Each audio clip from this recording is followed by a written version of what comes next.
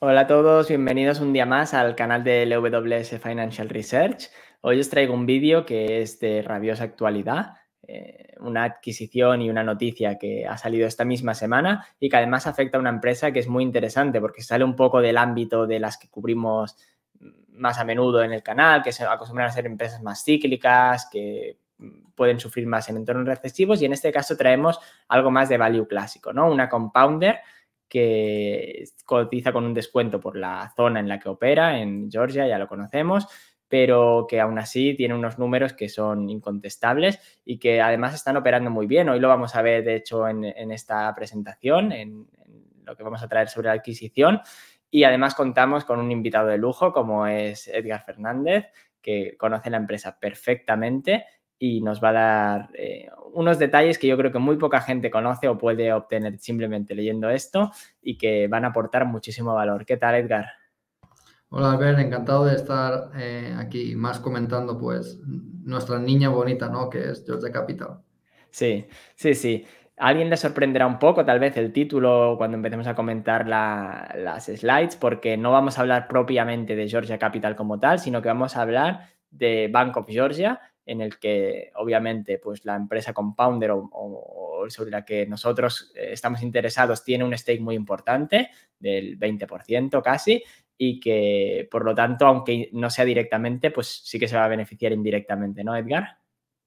Exacto. Al final, todo lo que pase con el Banco de Georgia le afecta mucho a Georgia Capital, porque si miramos la cotización de Georgia Capital, el 80% del valor de cotización de Georgia Capital es el valor de su participación en Bank of Georgia, ¿no? Entonces, cualquier cambio en el valor de Bank of Georgia le afecta mucho a la cotización actual de Georgia Capital, ¿no? Que está cotizando con descuento. Entonces, como está cotizando por descuento, básicamente el mercado está valorando a Georgia Capital por lo que vale su participación en el banco.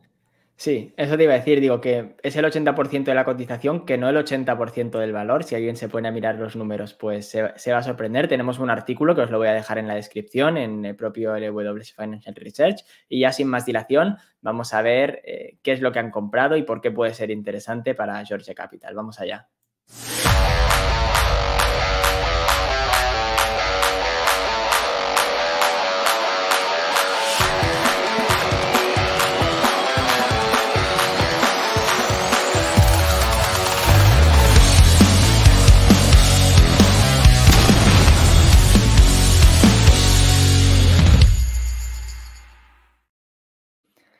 Pues os he querido traer primero aquí una slide de principales cifras para poner en contexto cuál es la adquisición que ha hecho Bank of Georgia, cuáles son un poco los números, cómo lo va a financiar además y cuáles son los timings para que se cierre.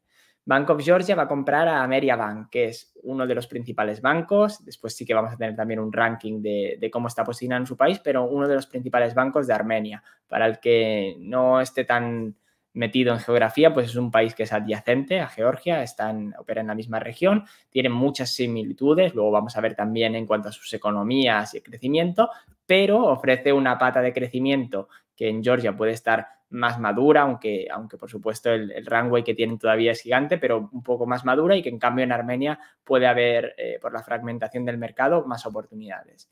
Así pues va a comprar este banco, que es Ameriabank, y va a pagar 303 millones. ¿Y qué supone esto? Porque las cifras en sí mismas pues puede que no nos digan mucho, pero es 0,6 veces el NAV del banco, de Ameriabank, y un múltiplo de 2,6. Puede parecer barato, pero el sector financiero en general ya cotiza múltiplos deprimidos. Nunca vamos a tener grandes múltiplos, incluso en Occidente, otros países desarrollados, incluso más, pues por supuesto, en estas zonas. El propio Bank of Georgia ya cotiza a múltiplos muy, muy baratos. Y esto no es sorpresa, ¿no, Edgar? Los múltiplos, aunque parezca barato, es el estándar. No hay, y es que además es muy importante hablar de dónde está este banco en Armenia. Va a ser la transacción más grande que ha tenido en la historia ese mercado local, 100 millones, 300 millones. La última detrás de esta fueron 100 millones. Es decir, esta la transacción a nosotros nos puede parecer muy pequeña, 300 millones, pero para el país en el que está es la más grande que hay. Entonces, si el dueño de una empresa así como este banco quiere hacer liquidez su participación en el banco, que de hecho no vende el 100%, vende el 90% y se queda con un 10% con una opción put y call, ¿no? Pero si quiere hacer liquidez, que estaba medio obligado a hacer liquidez porque el dueño, uno de los dueños, ¿vale? Uno de los inversores de este banco entró en política y hacía 2 años que intentaba liquidar este banco, pues ha venido Bank of Georgia, que es de las pocas empresas que están dispuestas a invertir en esta región y además en bancos. Por lo tanto, era un vendedor que necesitaba vender con un comprador que era paciente. Es que el equipo directivo dice que lleva años siguiendo esta empresa y en el proceso de ponerse de acuerdo ha tardado más de 8 meses. Entonces, solo había un comprador y Georgia Capital, bueno, Bank of Georgia, perdón, ha conseguido un precio que es buenísimo, que es 0,6 veces el valor en libros del banco y 2,6 veces PER. Pero ese 2,6 veces PER también engaña porque los resultados de 2022 y 2023 fueron extraordinariamente buenos por una serie de cosas, ¿no? Si haciéramos el ajuste, que después haremos algunos números, en realidad han pagado 3, 4, 5 veces beneficios, que aún así es muy atractivo, sí. Muy atractivo. Además, en el caso de los bancos hay que tener en cuenta que es un negocio en el que no todo el mundo puede entrar, ¿no? Hay unas barreras también regulatorias, políticas, etcétera, que hacen que sea un negocio tan interesante, ¿no? Por eso son cuasi monopolios, oligopolios en este caso y muy regulados que hacen un sector que tiene cierto atractivo. El cierre esperado de estas transacciones ya es el Q1 de 2024 y además lo más interesante aquí, vemos otra vez el buen hacer de Bank of Georgia, es que lo adquieren en 100% en cash y sin dilución para el accionista. No incluye tampoco modificación de sus políticas de retribución, porque ya sabéis que en adquisiciones a veces comprometen la salud financiera de una empresa y obligan pues, a tomar medidas temporales de suspensión de dividendos o reducción, etcétera. En este caso no. Lo pueden pagar simplemente reduciendo un poco su ratio de capital, ¿no? Con el cash que tienen, un 1% en este caso, los deja a niveles todavía muy cómodos. Y compran, como decíamos, el banco número 1 en Armenia, en casi todas las métricas, y que tiene unos retornos muy, muy interesantes, del 25%. Esto no estamos acostumbrados aquí en Occidente, Edgar.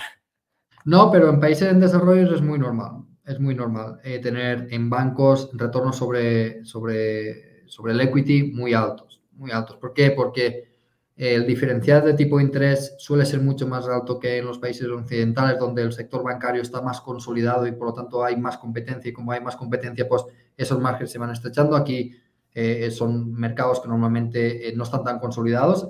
Georgia es un caso distinto, ¿vale? Por ejemplo, en Armenia no está nada consolidado. Este es el principal banco del país y tiene un 15% de cuota de mercado, ¿vale?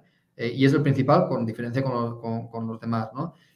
Se tiene que consolidar más y además son economías que no están bancarizadas, después hablaremos de ello, entonces en el proceso de bancarización sus inversiones son muy rentables, tampoco están digitalizados, tampoco es extensivo el uso de tarjetas de crédito y de débito, pues esos factores de crecimiento, desarrollo y que no hay tanta competencia hace que los retornos sean muy altos, muy altos. Pero yo digo, pasa en estos países en desarrollo como pasa, por ejemplo, en Latinoamérica. Yo invito a la gente que intente analizar un banco colombiano, un banco que solo sea puro banco, porque a veces son holdings que tienen muchas cosas, pero un puro banco en un país en desarrollo tiene ROEs por encima del 20%. Y si miramos a Estados Unidos, también los típicos JP Morgan y demás también tienen ROEs altos. El problema endémico son los bancos europeos. Sí. Sí. Los gigantes es verdad que pasa y sobre todo es interesante un apunte de lo que dices y es que esto es el paraíso, ¿no? Para este sector en el sentido de que cuando una economía, y luego veremos que alguien puede pensar que estamos invirtiendo en economías que tienen muy mala salud y luego veremos que no, que es todo lo contrario en cuanto a crecimiento, ratios, etcétera, inflación incluso, están muy bien y cuando un país y una economía crece y se desarrolla, pues obviamente el crédito juega una parte fundamental y por lo tanto estas empresas tienen vientos de cola por ahí. No es un país tampoco desconocido, además de ser adyacente para Bank of Georgia y Georgia Capital en este caso por extensión, porque conocen bien el mercado local y además, en el caso de Georgia Capital, tienen ya otros negocios también como farmacias en el país, es decir, que conocen cómo funciona, las regulaciones, administraciones, economía, demografía, etcétera. Así que no es una diversificación sin sentido o que te metes un poco en un sitio sin saber dónde estás. De hecho, pasando a esta segunda comparativa, os hemos traído aquí una slide que compara ambas economías, ¿no? Que vemos que tienen una escala y un crecimiento similar. Es un mercado que es parecido en el de Georgia, pero que como tú comentabas, Edgar, es más fragmentado y tiene una menor penetración bancaria. Aquí está, de hecho, la oportunidad que les ofrece este runway de crecimiento, ¿no? Exacto. En tamaño son más o menos iguales, ¿vale? En renta per cápita, que sería pues la medida de ver la evolución del país, son más o menos iguales. En lo que se diferenciarían un poco Georgia y Armenia es que Georgia tiene mayor inversión extranjera directa por varias razones, ¿no? Es verdad que Armenia está implementando también medidas muy aperturistas, muy pro-occidentales, muy capitalistas, pero Georgia lleva más tiempo. Y por lo tanto es un país que se le considera más fiable y por lo tanto la inversión extranjera directa es más grande. Pero en Armenia están entrando muchas empresas, por ejemplo, Adobe ha montado una sede en Armenia, Microsoft, Google. Muchas inversiones en Haití porque es un país, a pesar de lo pequeño que es, tiene fuerza laboral formada y las empresas de Haití se están yendo también pues, a países como Armenia, Georgia también, pero Georgia ha recibido más Haití por parte del este, más parte asiática, mientras que Armenia más parte occidental, ¿no? Pero se están instalando muchas empresas y además tienen una inflación muy controlada, porque aquí vemos estos datos que no están del todo actualizados. Georgia pone que la inflación es de media, de 2013 a 2022 ha sido el 4,9%, pero eso Era un significa... 1, ¿no? Exacto, ahora están en el 1%. Sí, Mientras todo el totalmente mundo está controlado. preocupado por la tasa de inflación, ellos la tienen baja porque han sido muy estrictos en su política monetaria, no han emitido dinero en el pasado, son muy estrictos. El lari se revaloriza con respecto al dólar. En Armenia igual, o sea, más o menos es una economía muy, muy parecida. Y algo que a mí me gustaría aclarar, que aquí vemos tasa de desempleo. La tasa de desempleo no es así. ¿Vale? Hay muchos estudios que estudian de verdad la tasa de desempleo real en Georgia y lo que pasa es que hay una economía todavía fuera de la gran urbe, hay una economía sumergida muy potente, ¿no? Como aquí en España nos pasa un poco, la tasa de desempleo no es representativa al 100% de lo que pasa aquí. Exacto, exacto. No, aquí es por regulación, o sea, en España es por regulación, en Georgia es simplemente porque hay mucha economía informal, ¿vale? Que mucha gente todavía utiliza el efectivo. Esto es normal en países que no están bancarizados, ¿no? En el momento que te tienes que abrir una cuenta bancaria, ya estás más controlado, ya entras en el mercado formal, etcétera, etcétera, etcétera, ¿no? Pero son países que están creciendo mucho, de hecho son los dos países de la región que más crecen y crecen a tasas reales, es decir, después de inflación. Esto ahora lo 7, veremos, es muy 5 o interesante. 7%, ¿no? De hecho, una medida que siempre es interesante mirar es que se pone el umbral, digamos, del desarrollo económico o pasar al primer mundo, para entendernos, normalmente en los $10.000 por cápita, ¿no? Que es cuando, por ejemplo, en la curva S de la energía llegas a la zona de arriba o ya crece a menor ritmo. Vemos que estos no están tan lejos, desde luego, pero de hecho ahí está la oportunidad. Y cuando hablabas de la inversión extranjera también, uno de los negocios de Georgia Capital, en el de educación, que se centra en el segmento premium en muchos casos y en escuelas internacionales, etcétera, justamente se nutre también de toda esta riqueza o toda esta inversión extranjera que llega, la mano de obra formada y que justamente buscan una educación de más calidad y con mayor apertura, ¿no? Sí, así es. Genial. Y ahora, entrando un poco, una vez visto el contexto de las economías, vamos a ver cómo es el sector bancario en Armenia, ¿no? Vamos a hacer un poco ya, hemos empezado por un poco más top-down y ahora vamos acercándonos ya a la adquisición y a los números concretos. Aquí, en esta comparativa, en la parte derecha de la tabla, de la izquierda, pues es interesante para ver cuál es el peso que tiene, ¿no? Pero me parece más interesante la de la derecha, porque nos da varios datos. Los más interesantes para mí, y ahora me das también tu opinión, Edgar, es justamente la segunda línea y la cuarta línea, ¿no? La segunda nos habla de cuál es la concentración o la cuota de mercado que tienen los top 3 players en el país. En el caso de Georgia, como comentabas, y de hecho Bank of Georgia tiene gran culpa de esto, ¿no?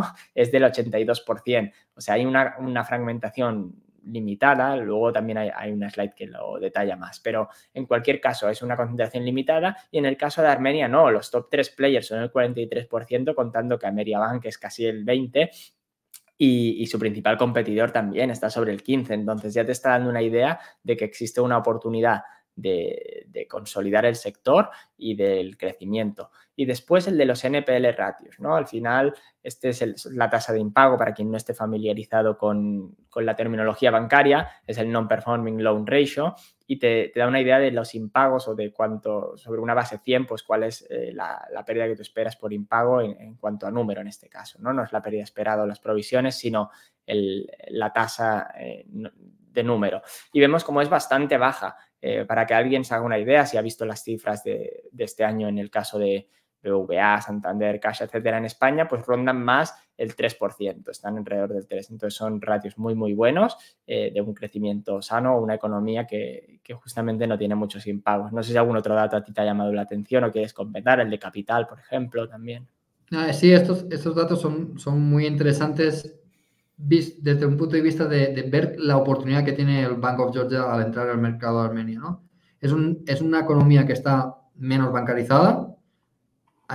Por ejemplo, en la primera línea de deudas como porcentaje del PIB, 49,5 versus 61,5. Si lo que vemos, o sea, eso es una oportunidad para que se expandan, ¿vale? En Armenia, el porcentaje de deudas que son en el mercado regulado es más bajo, ¿vale? Más o menos el nivel de deuda a nivel global es el mismo, pero en el mercado regulado es menos. ¿Por qué? Porque todavía hay muchas transacciones de deudas, ya sabéis, entre personas sospechosas, ¿no? Que si no lo pagas, pues tienes cierto problema, ¿no? Y lo que dice el Bank of Georgia es que en Armenia pueden crecer por varias razones.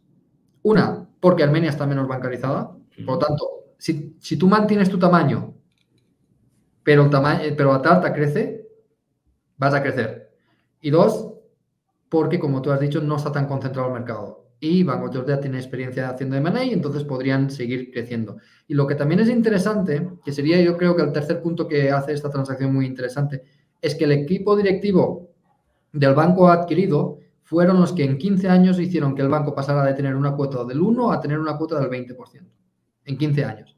Y ese mismo equipo va a trabajar con Georgia, con Bank of Georgia, ¿no? Y Bank of Georgia aporta cosas que esta gente no tiene, por ejemplo, el expertise en digitalización, el expertise en tratar con pequeñas empresas, etcétera, etcétera, ¿no? Y eso es, al final, para Bank of Georgia es la oportunidad de entrar en un líder del mercado que puede crecer mucho, ya sea adquiriendo otras empresas, que eso es siempre dificultoso, ¿no? Porque son sensibles estos sectores, entonces los gobiernos tampoco quieren mucha consolidación, pero si tú creces orgánicamente, que tú eres capaz de hacerlo, pueden pasar de tener una cuota de mercado del 15 al 40, que es la que tendría el Bank of Georgia.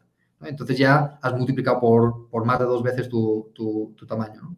Sí, y sobre todo cuando lo pongamos en contexto sobre cuánto supone o cuánto va a pesar esto, qué impacto inmediato va a tener en las cifras de Bank of Georgia, veremos que es significativo si consiguen, ya tal como está ahora, pero sobre todo si consiguen materializar esas vías de crecimiento. Esta otra slide es un poco complementaria y pone en contexto el banco Ameriabank respecto a sus competidores, ¿no? Aquí podemos ver pues, cuál es su tasa en cuanto a los préstamos, disculpad, que es el 19,6, el 20% del mercado, y solo está relativamente cerca pues Arching Bank, y en el caso de los depósitos igual, ¿no? Tienes las dos patas, tanto el activo como el pasivo, no estás aquí muy descompensado, y es el 17,3, entonces un líder claro, y sobre todo vemos que incluso otros bancos con marcas fuertes como es HSBC, que aunque no es propio de Armenia, pues tiene aquí una rama, y hay muchos pequeñitos que justamente ilustran la oportunidad que comentabas.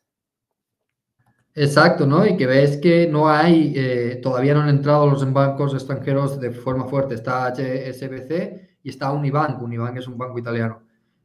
Son los únicos que están con una cuota de mercado de entre 3 y 4%, dependiendo si es en deudas o en depósitos. No hay penetración extranjera directa y eso significa que estos bancos tienen mucho que aprender, ¿no? De prácticas más occidentalizadas. Y el equipo directivo de Bank of Georgia es de los mejores que hay en el mundo.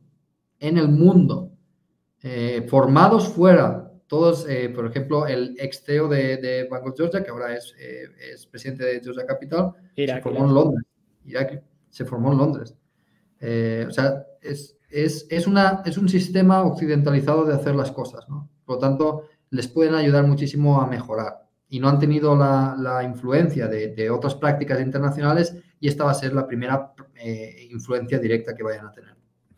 Sí, de hecho, si alguien ahora empieza a estudiar las empresas, tanto Bank of Georgia como Georgia Capital, y os vuelvo a recordar que tendréis el artículo en la descripción, le va a sorprender justamente la calidad y el buen hacer, lo que decía Edgar de la directiva, cómo saben posicionarse, desarrollar y luego vender también los activos, ¿no? Su estrategia de salida muchas veces es esa, ¿no? La de coger algunos activos que están mispriced o que ellos ven más potencial, desarrollarlos y luego salir. Tienen un poco la visión del private equity en ese sentido, Edgar, no sé si la compartes, y cómo, por ejemplo, con el caso del Water Utility u otras han mostrado su buen hacer.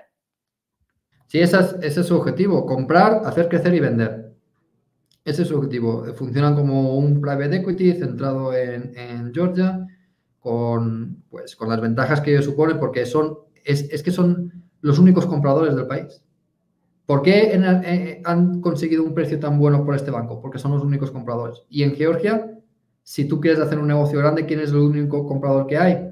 Georgia Capital. Por lo tanto, consiguen muy buenos precios, los hacen crecer porque son muy buenos dirigiendo, no solo dirigiendo a nivel de capital allocation, a nivel de holding, sino de seleccionando a los directivos. Cuando un segmento no les funciona, son rapidísimos en quitar al equipo directivo y cambiarlo, rapidísimos, y se traen a expertos extranjeros, etcétera, etcétera, etcétera, ¿no? Y han demostrado ya que cuando hacen un proceso de venta, no venden a precio de Georgia, venden a precios internacionales, como el Water Utility, ¿no? Que lo vendieron a FCC, la española, a un múltiplo internacional de mercado. Pero para hacer eso, lo que tienes que hacer es conseguir que el tamaño de la empresa sea lo suficientemente grande como para que sea atractivo para un jugador externo y además que tenga el corporate governance, o sea, la gobernanza de la empresa sea occidental.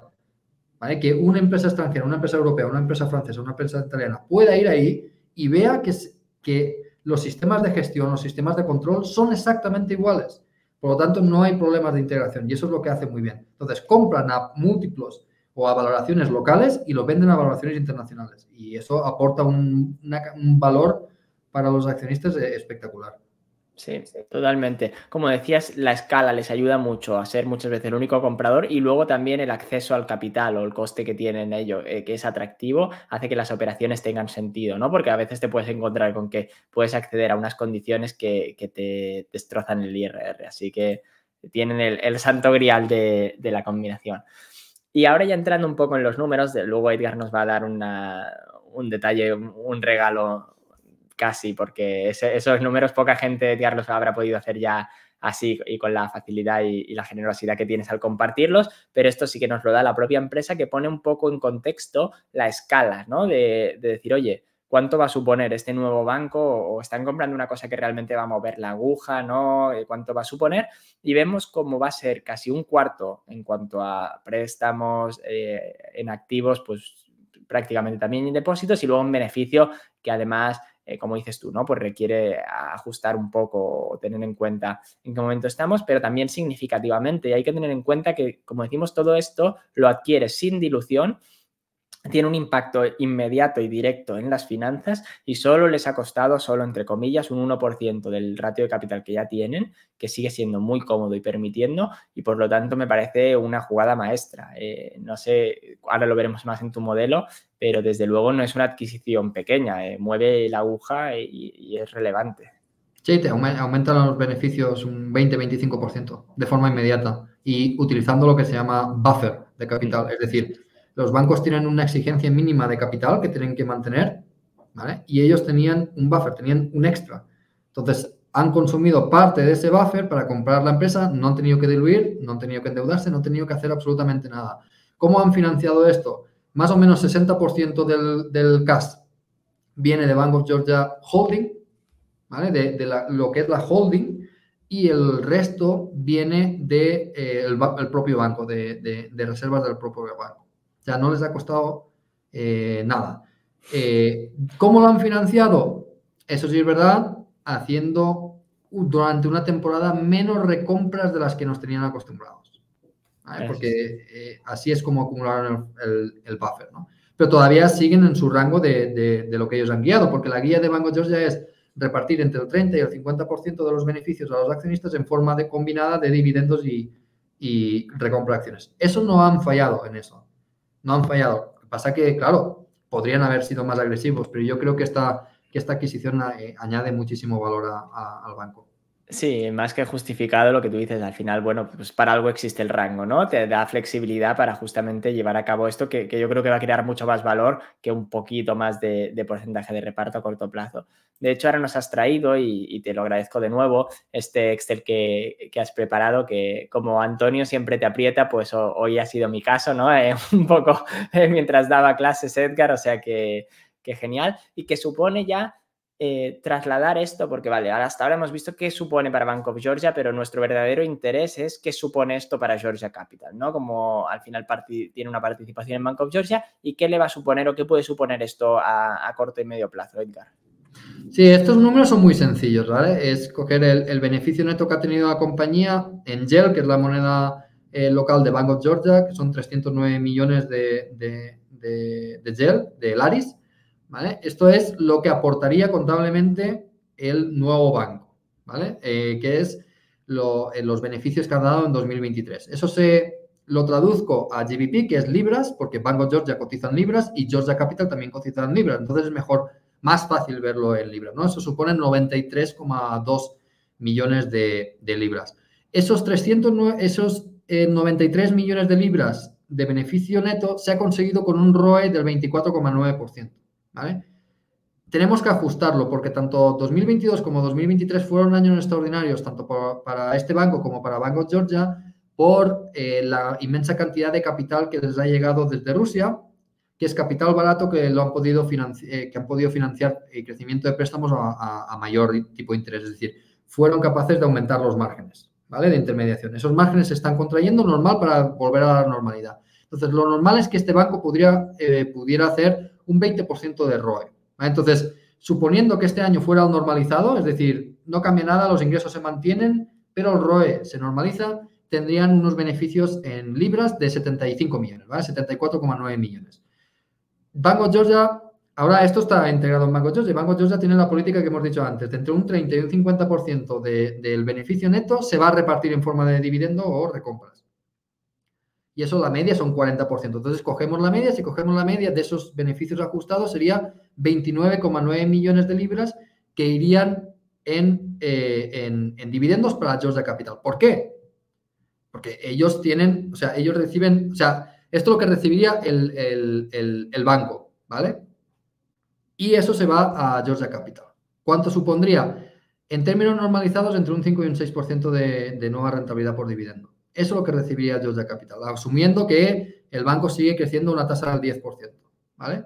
Es decir, para que nos entendamos, este banco se une a Bank of Georgia, ¿vale?